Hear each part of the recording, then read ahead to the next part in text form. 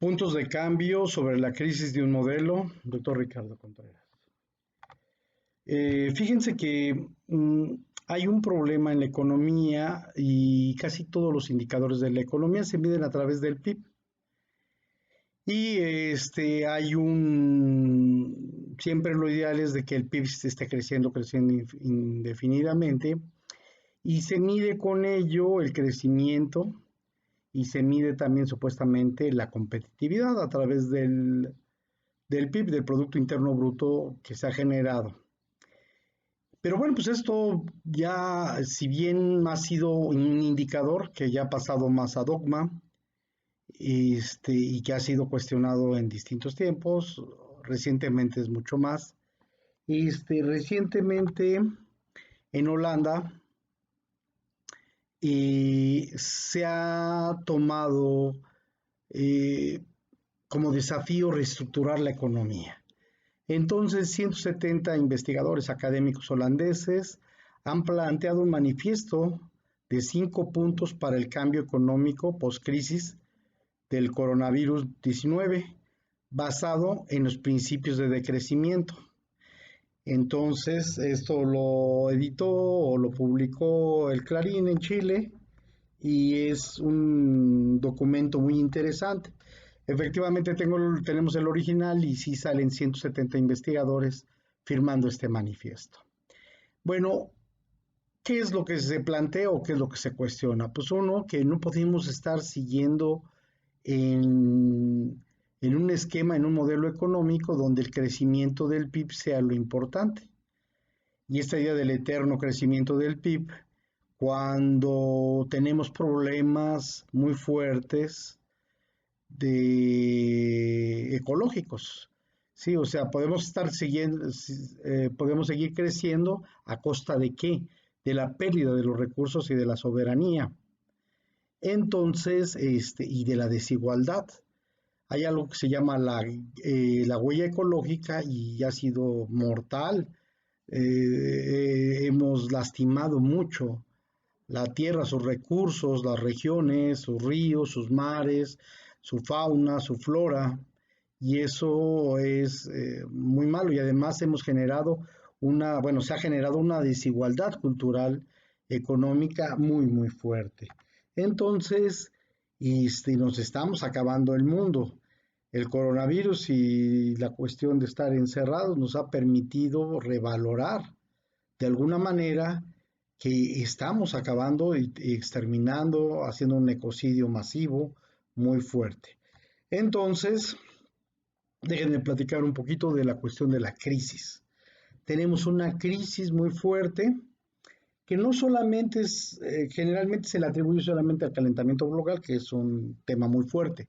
No, es un problema mucho más fuerte, que tiene que ver, sí, con el calentamiento climático y con el calentamiento global, pero sobre todo tiene que ver con las formas económicas que se dan con la agricultura y la ganadería a gran escala intensiva y de manera industrial y sus impactos sociales. Déjenme platicarles. Fíjense que pues no era la típica cultivo de llevársela poco a poquito, de acuerdo a los ciclos del año, esperar la lluvia, los temporales, dejar que se recuperara la tierra, no. La agricultura es extensiva, entonces llega, se poda grandes terrenos, se mete una maquinaria, un tractor, y se cultiva de manera masiva e intensiva. Y eso pues implica pesticidas, herbicidas, plaguicidas, otros químicos y aparte también toda la cuestión genética que se atenta con ella, ¿no? En los cultivos.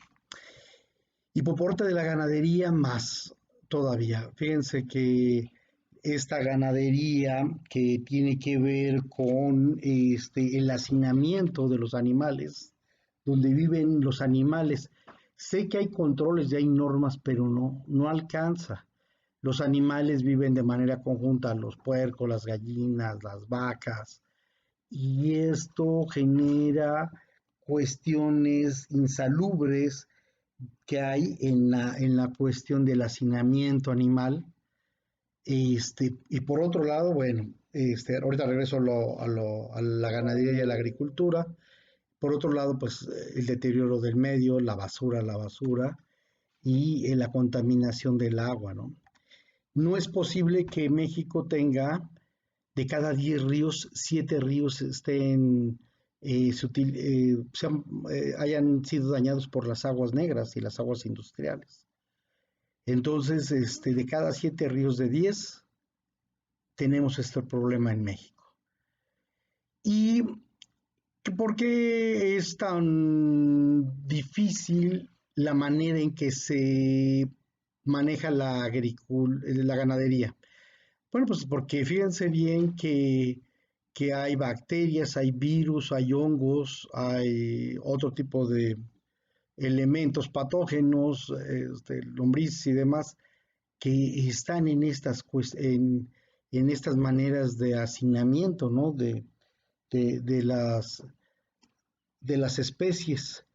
Y cada vez son más industriales, son menos rurales, donde tenían un espacio de esparcimiento y donde pues, si se defecaba había tierrita y había otros animales que contribuían, otros insectos, a este ciclo. Acá no, aquí es una cuestión donde hay una aproximación muy fuerte entre los virus, las bacterias, los hongos y otro tipo de bichos que están muy articulados pues con esta forma de producción masiva, a lo que le han llamado también la ciencia neoliberal, bueno, a este tipo de eficiencia, a este tipo de masividad, a este tipo de producción a gran escala intensiva. Entonces llegamos pues a la extinción, a donde hemos acabado grandes partes de los árboles para hacer áreas de ganadería, para hacer zonas habitacionales, para meter el progreso. Hemos acabado con bastantes animales, hemos acabado con plantas, requerimos de ciertos aditamentos, de ciertas escafaldas para poder vivir en las ciudades y no contaminar, cubrebocas, lentes y demás. Y esto ha emergido pues en esta situación de la pandemia. Bueno, quería yo platicarles un poquito de la baja productividad, de la baja productividad de la ganadería extensiva, que es esta ganadería a gran escala, donde hay hacinamiento. Fíjense bien, dice los bajos rendimientos de la ganadería en la parte inferior, no lo voy a leer todo, pero esta parte sí es interesante, ¿no? Donde el aprovechamiento adecuado de los agostaderos y las praderas. Están encerrados los animales y casi industrialmente se les lleva la comida, no salen, no se mueven, el animal no genera su catabolismo, su anabolismo por la actividad, la nutrición es inadecuada, la sanidad en atos, los atos son la manera en cómo viven de manera conjunta, sin nada en este caso, los animales, las prácticas de reproducción genética inadecuadas, el uso de los insumos son deficientes, son zonas pecuarias delimitadas, hay un bajo nivel de instrucción de la gente y hay bastantes cuestiones insalubres que pueden propiciar este tipo de virus, bacterias, entre otras cosas, ¿sí? Entre otras cosas. Bueno, el agua también, el agua residual, ya lo habíamos señalado, de cada 10 ríos en México, 7 están contaminados por las aguas negras y por las aguas industriales, ¿no? Entonces aquí se hace una evaluación en pesos y se calcula pues un daño en pesos, pero en realidad no es en pesos, es en vida. Se ha matado, se han roto los ecosistemas, se están contaminando, los peces se han muerto, los peces de río, las tortuguitas, las plantas. Sí hay algunas cuestiones para trabajar con los metales, pero se requiere, claro, las recicladoras de agua y se requiere también meter plantas para quitar los metales y se requiere que se procese y que volvamos a recuperar las aguas porque nos estamos acabando el mundo. Y me quiero señalar, pues, que esto es un problema de consumo. Entonces, fíjense bien, ya lo he publicado National Geographic en el 2007, que como promedio nada más de consumo se gastarán 2.976 pañales por niño, y que tienen una vida de 200 a 500 años para degradarse. Ya sé que hay pañales que se degradan a menor tiempo, pero y que todo esto llenarían 240 campos de fútbol, sí, y que generan 40 toneladas de basura, bueno, con todo lo que se vive, ¿no? Y que de ese 40 toneladas de basura por persona, tiene que ver el 36% de materia orgánica en toda su vida, 23% de papel y cartón, 12% de vidrios y 23% de plásticos. Y solo se reciclarán, aquí dice National Geographic, a nivel mundial 9.750 kilos de las 40 toneladas que, bueno, perdón, 9 kilos, 750 de las 40 toneladas, pues es nada lo que se recicla. Y que también por el promedio de consumo de la gente nos comemos 1.200 pollos, 15 cerdos, 21 ovejas y 4 vacas. En total aproximadamente son 50 toneladas de comida y usaremos en toda la vida 167 litros por persona,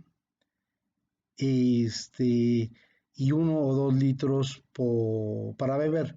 Sí, yo creo que el 167 litros no creo que sea por toda la vida, pero bueno, en este esquema lo plantea así. Encontramos otros datos, ¿no? Fíjense bien, el consumo humano durante el impacto, ¿sabías que en vida la persona promedio consumirá 8.868 litros de leche?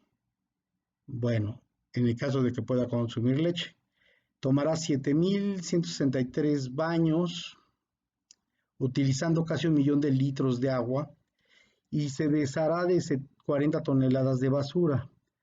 Tomarás 74.802 tazas de café y 30.000 píldoras. Y la industria farmacéutica, pues que les gusta enfermarnos o no salvarnos para mantenernos cautivos, ¿no? Será necesario 24 árboles para producir todos los libros y diarios que la gente leerá, pero bueno, aquí también, como no lee mucha gente, es el promedio del mundo, y se consume en toda la vida 5.272 manzanas y 10.866 zanahorias por persona. Y durante los primeros 2 años de vida, el individuo promedio usa pañales, bueno, 3.000, y debe ser 3.800 veces. Miles de millones de pañales son arrojados a la basura y contaminan. Y nos platica que el plástico puede impedir que pase el líquido de los pañales y tardar 500 años en descomponerse. Un niño genera dióxido de carbono, que le da es una cantidad mayor que la gente de Tanzania genera toda su vida. Entonces lo que está denunciando es el consumo y el mal consumo que tenemos en las vidas urbanas industriales. Durante la vida la persona promedio arroja 8.500 toneladas de envases, productos alimenticios, y cuando alcanza la edad de 78 años y medio, la persona promedio ha gastado 4.239 rollos de papel higiénico, ya excretado 2.865 kilogramos de heces. Entonces, a veces las fábricas humanas somos fábricas de popó, ¿no? Bueno, tenemos 656 jabones que hemos consumido, 272 barras de desodorante, 276 tubos de pasta dentrífica y 411 productos del cuidado de la piel para los rayos ultravioletas, 35 tubos de gel para el cabello, y la persona promedio usa 198 frascos de shampoo y se lava 11.500 veces durante el transcurso promedio de la vida. Es bastante, o sea, a lo mejor esto lo puede ver bien, muy bien, los mercadólogos y los productores, pero no es demasiado lo que se consume. Ahora aquí tenemos en la siguiente tabla, tenemos una tendencia del consumo mexicano. Bueno, pues el mexicano gasta el 23.3% en carnes, el 17.9% en cereales, en leche y derivados 8.4% de su ingreso trimestral, y bebidas alcohólicas 6.9%. Y de lo que más consumimos, pues es Coca-Cola, y después Lala, luego Bimbo y Nutrileche, y de pastas La Moderna. Entonces, fíjense bien, según este rubro, tenemos el 32%, lo consumimos en alimentos, bebidas y tabacos. El segundo gasto es en transporte y comunicaciones. La educación y de esparcimiento es el 2.4%, vivienda y energía eléctrica, combustibles 9.5%, y el cuidado personal 7.4%, vestido y calzado 4.6%, salud. Estos son los puntos importantes. Se utiliza mucho las tiendas de autoservicio, los mercados, y ahora las tiendas de decálogo. Entonces esto es lo que tenemos, y lo edita un estudio de World Panel, este trabajo.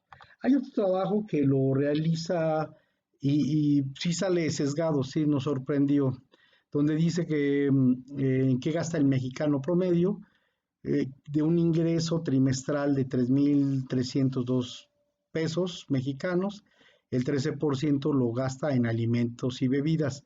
No, ya vimos que en el otro gastamos en alimento el 35%, pero bueno, este es otro estudio de mercados. En vestido el 27%, el vivienda y energía el 16.7%, en artículos de servicios para limpieza, muebles el 7.6%, el cuidado de la salud el 55%, o sea, más de la mitad, el 35% en transportes, en educación y servicios 21%, y el 8.29% en gastos. Sí hay una disparidad entre lo que dice el INEGI y lo que señala la otra fuente. Bueno, encontramos también este estudio que es basado en los datos de INEGI en el 2014, donde el promedio es de 39.719 pesos por hogar, y se gasta el 34.1%, que sí es razonable, el 18.8%, que es transporte y comunicación, el 14% que es en educación. Ahora, fíjense bien, pero también depende qué clase. El 10% de las personas con mayor ingreso, con menores ingresos, gasta el 50.7% en alimentos y bebidas. Esto es muy razonable. El 10% de las personas con mayor ingreso no gasta solamente el 22.5% de su ingreso en alimentos, bebidas y tabaco, que es alimentos y bebidas principalmente. El porcentaje destinado a la educación y al esparcimiento, fíjense bien, entre la gente de mayores ingresos, entre la gente rica, el 20.6% lo gasta en educación y esparcimientos, mientras que la gente más pobre, de menores ingresos, gasta esto en 5.6%. Entonces, estos datos son más sensatos que los del marketing, ¿no? Pero bueno, nos vamos viendo los distintos consumos salvajes que tenemos, y el problema no es un problema del sujeto, no es un problema del hombre, no es un problema antropocéntrico del consumo, es un problema del modelo industrial que tenemos. Pasamos a la siguiente categoría sobre el consumo en México. Fíjense que hay una pregunta que se hizo también con otros consultores, ahí viene la fuente, sobre cuál es el consumidor promedio, qué cosas con las que no podría dejar de vivir. Obviamente la mayoría es agua, pero fíjense bien, el segundo punto es las galletas, Y es que las galletas pues vienen a ser como la parte que llena para la gente que pues tiene que estar trabajando o sobre todo la gente que no alcanza a comer, entonces rellena, ¿no? En tercer lugar están las tortillas, está excelente. En cuarto lugar está la leche. En quinto están los refrescos. Y esto sí es increíble, ya lo sabíamos y México es de los consumidores a nivel mundial. De los refrescos esto lo volvería muy bien la industria refresquera, pero es muy lamentable por parte de la nutrición real, ¿no? Por eso hay diabetes y obesidad. Bueno, estos son otros datos que nos dan que 2.000 millones de personas en el mundo son beneficiadas por los ecosistemas forestales. Estamos de acuerdo, el 70 y el 30% de agua y de energía respectiva por los humanos para producir alimentos. El 15% de la proteína animal de nuestra vida proviene de la pesca. 660 millones de empleos del mundo dependen de los ecosistemas marinos, entonces hay que cuidar la naturaleza. El 40% se que estima demanda de agua dulce. Un tercio de las ciudades principales dependen de las reservas naturales para obtener el agua y luego les da por seguir creciendo y romper las zonas verdes para seguir creciendo. El 45% del agua usada en los países industriales es para generar energía. Las áreas urbanas, el 63% de la población están expuestas menos a un riesgo como sequía e inundación. Y 600 millones es el costo del daño ambiental, el 11% del PIB. Ya habíamos visto también otros datos sobre el daño del PIB. Bueno, aquí quiero señalar que otro de los problemas que tenemos muy fuerte es el de la distribución y que hay una distribución inequitativa y que se divide en dos a nivel nacional. Están prácticamente los del norte y los del centro, donde son 38.110 por persona la capacidad de consumo, y tenemos la más alta, de las más altas es Baja California Norte, le sigue Coahuila, y le sigue Coahuila, Baja California Sur, Sinaloa, y Querétaro, Guadalajara, Aguascalientes, Colima, y todas las demás están abajo del promedio. Bueno, está también Quintana Roo entre esta desigualdad. Y vemos que en los deciles hay gente de los más bajos deciles que tienen 3.037 pesos al mes, que son de extrema pobreza, mientras en el decil mayor hay gente que gana 55.583 pesos mensuales, que no se lo va a poder gastar en un mes.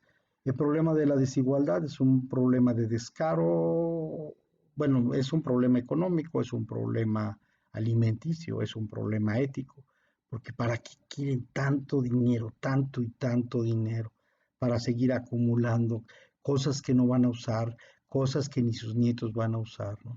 Entonces, esta desigualdad pasa a ser muy lamentable socialmente y muy éticamente yo creo que también no es adecuada. Con referencia a la agricultura a gran escala, pues la utilización de pesticidas, que cobra 3 millones a nivel mundial, de acuerdo a la FAO, este, este problema de los pesticidas. 3 millones de gentes cada año mueren por. En África, el Producto Interno Bruto se pierde en los suelos por degradación, en el Producto Interno Bruto. En Europa están 340.000 terrenos están contaminados.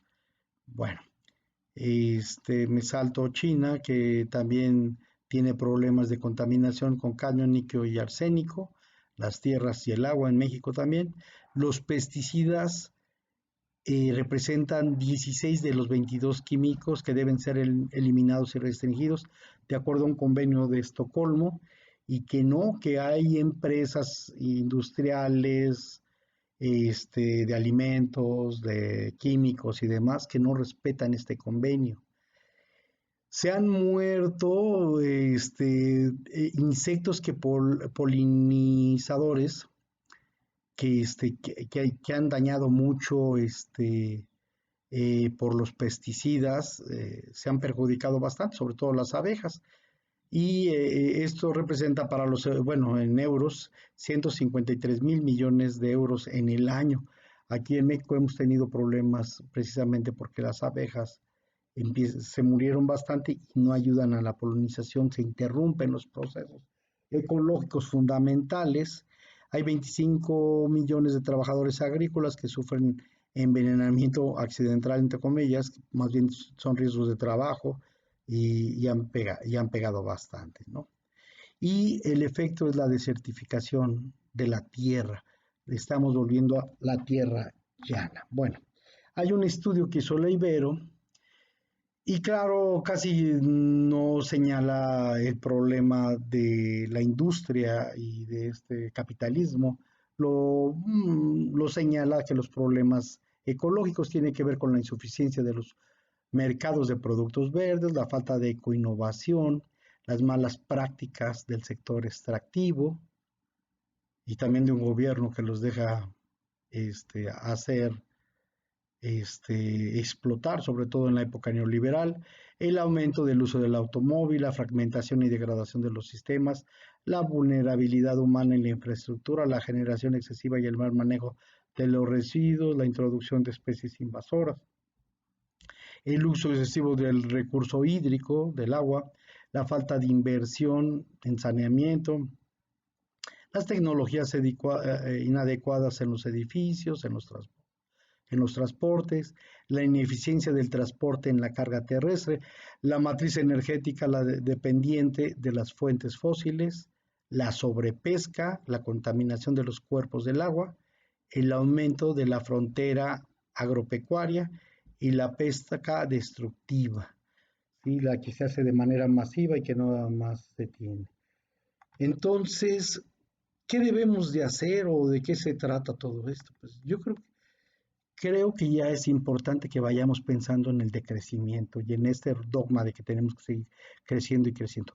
Se puede ir decreciendo manteniéndonos. Y tampoco es un problema maltusiano de matar a tanta gente, como a veces dicen, acabemos con la pobreza y acaban con la gente pobre. No, es un problema de cambiar el modelo económico, ¿no? Entonces está el decrecimiento. Tenemos que generar huertos, tenemos que generar una construcción más ecológicas, calles ecológicas que puedan filtrar el agua y que los subsuelos se alimenten y que las aguas negras tengan un tratamiento ya especial. Tiene que haber una economía comunitaria, tiene que haber bancos de tiempo donde la gente puede apoyar con trabajo voluntario. Debe haber banca ética, que esto no existe, donde no se trata de perjudicar a la gente, sino de ayudar a que saquen sus proyectos. Sanidad libre, que ya lo dijimos en el ganado y demás. La educación libre, la construcción ecológica, el cooperativismo y el trueque. De estos teóricos ha habido bastante, ¿no? Principalmente está Iván Illich, bueno, en educación ya ha planteado el decrecimiento, y hay otros, Sergei Lautuche y Tim Jacobson. Sigmund Bauman dice, es que el problema, y fíjense que muchos de los problemas que hay es volvernos consumidores, ese es uno de los problemas, volver a los sujetos consumidores, y ese ha sido el afán de muchas industrias, de las industrias grandes, de hacer un ecosistema de dependencia y hacer de consumo pasivo a la gente, ¿no? Sigmund Bauman señala que el consumismo promete algo que no puede cumplir la felicidad universal y pretende resolver el problema de la libertad reduciendo la libertad de consumir. Vean que mucha de la discusión de la pobreza ya lo había señalado nuestro economista, dice está centrado en el consumo, por eso muchos de los planteamientos de la ciencia neoliberal tienen trampas en el término de paradigmas dominantes, que parece ser que no hay de otra manera. ¿Sí?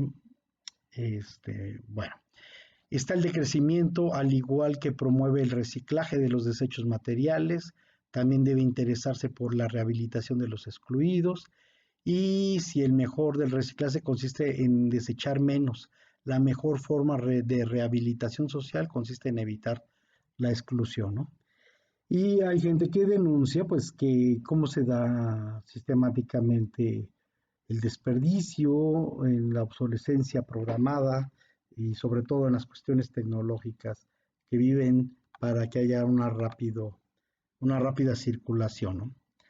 Hay tendencias nuevas de la economía circular, donde se busca que la producción sea menor, que tenga menos embalaje, que tenga menos contaminantes, y se puede hacer. No es la panacea, pero bueno, ya puede ir combinando las cosas para disminuir los daños y los daños colaterales con referencia a estos modelos. Bueno, muy bien.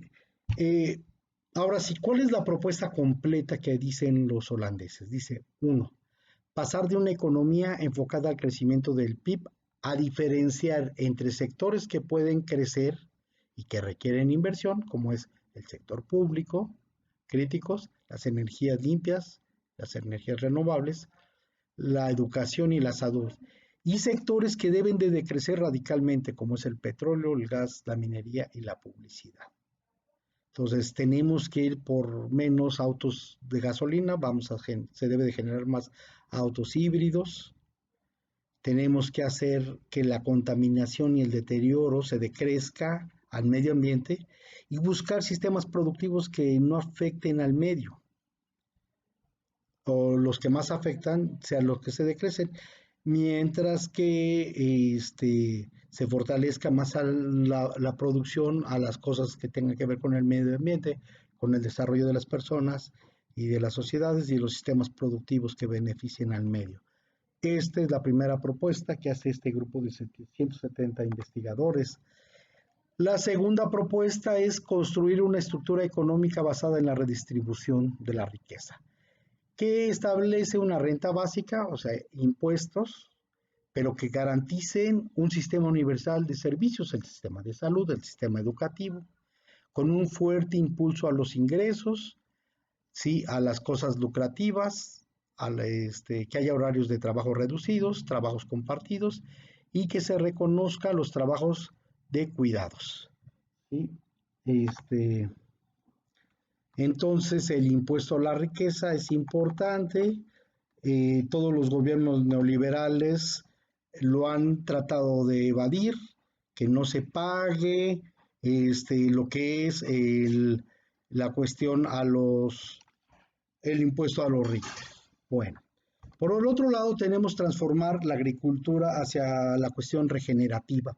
Eso es importante, no es nada más una producción de gran escala y destructiva e intensiva, no, se requiere de agricultura regenerativa que asegure relaciones recíprocas, que haya un pastoreo con el manejo de los recursos, bueno, de los recursos naturales, integración de los animales.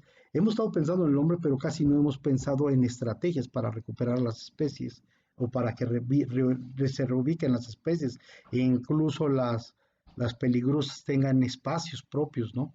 Entonces, agrosilvicultura, silvipastoreo, un cultivo sin labranza, ese no lo conozco, sería interesante saber, y cultivos ecológicos principalmente. Por el otro lado, tenemos que está la permacultura, bueno, pues ahí plantean casi un sistema integral distinto a la agricultura de intensidad y de gran escala, donde la agroforestería, los huertos, la acuicultura, los materiales naturales, la autoconstrucción, la utilización de la paca, el COP, el COP es el lodito que se utiliza para hacer construcciones, y mm, para hacer varias cosas de manera natural, ¿no? Energías renovables, energía eólica, energía solar, ecotecnias que principalmente permitan desarrollarse, la educación ambiental que es fundamental, el espíritu de arraigo, de que se quiera la tierra, de que se conozca la vida, la educación para la paz, la medicina natural, las herramientas de tecnología, la economía y las finanzas, el bienestar físico, espiritual, la educación, la cultura, la tenencia de la tierra en un gobierno comunitario, los sistemas locales, formas de préstamo, el voluntariado, la agricultura orgánica, el manejo de la tierra y la naturaleza. Entonces, todo esto y más cosas se están proponiendo como formas alternativas y sustentables que permitan más diversidad, mayor justicia, salarios justos en este desarrollo, ¿no? Pero esto no puede ser solamente dado así porque sí, sino que tiene que ver también con reducir el consumo y los viajes lujosos y despilfarradores y ostentosos que se dan, ¿no? Necesitamos cambiar el concepto de consumo y tener, claro, sí salir y todo lo demás, pero de manera más austera, más sustentable, más satisfactoria, ¿no? Yo creo que una de las grandes educaciones es volver a pensarnos con un consumo distinto, cuestionar mucho esta actitud consumista que se ha venido impulsando retrógrada e irracional, porque no nos damos cuenta, nada más estamos pensando en la moda, en las cosas que nos sirven a nosotros de manera egoísta, individualista, y no estamos dando cuenta de todo lo que estamos haciendo con el daño. Entonces, el punto 4 tiene que ver con los consumos y debe haber consumo consciente, debe haber consumo informado, debe haber consumo crítico, debe haber consumo responsable. Y esto es toda una educación y debe de ser importante que leamos las datas, que veamos qué alimentos hay, que veamos de qué se trata, ¿no? Y sobre todo impulsar, reciclar, reducir consumos innecesarios, rechazar los nocivos, recuperar la tierra, reusar y reciclar, aunque aparentemente esto afecte la producción, no importa, no importa, necesitamos recuperar la tierra. Entonces, el consumo responsable tiene que ver, tenemos que ver, pues, apoyar sobre todo los productos locales, que estén bien hechos, que haya responsabilidad, que la gente pague, que pague sus impuestos, que considere el impacto ambiental, que hay que ver la historia de la empresa, ¿no? Si es gente que ayudó a hacer eh, elementos nocivos contra la humanidad, pues no hay que comprarles a esos, o que ha perjudicado en un momento dado por su interés económico o por el interés económico de otra gente, ha hecho Nepal o ha hecho tóxicos o agrotóxicos, o ha hecho que las vacas les crezca la capacidad hormonal y la capacidad de generar leche, pero lastima mucho a las vacas. Entonces yo creo que esos no debemos de consumirlos. Y me da gusto que actualmente la Secretaría de la Protección al Consumidor pues tenga un papel más activo, porque esto también tiene que ser la ciudadanía, ¿no? Evitar este tipo de empresas que han lastimado, lacerado y no ayudado. Bueno, pues vamos con las últimas propuestas que hace. Es la cancelación de la deuda, especialmente a trabajadores y gente que no poseedores de pequeños negocios, así como a nivel país con la gente del sur, tanto la deuda de los países en instituciones financieras. Bueno, pues la moratoria, que es aplazamiento por la dilación, retraso, atraso, demora, tardanza, pero no es tanto fomentar en términos de decir, pero es una cosa justa, los que no pueden pagar, no seguirles cobrando al Fondo Monetario Internacional. Esa es una postura muy interesante, ¿no? La moratoria, y también hay moratorio de pagos de hipotecas o donde los bancos quieren seguir creciendo. Es importante ahí ya eh, parar esas deudas eh, de sangre y que han generado suicidios a nivel mundial, ¿no? Con la gente que no puede pagar. Entonces, si la deuda externa, ya parar, y la condonación de la deuda Latinoamérica es importante, ya lo he señalado, y debe haber segundas oportunidades y generar mejores condiciones, porque estas deudas esclavizan a la gente.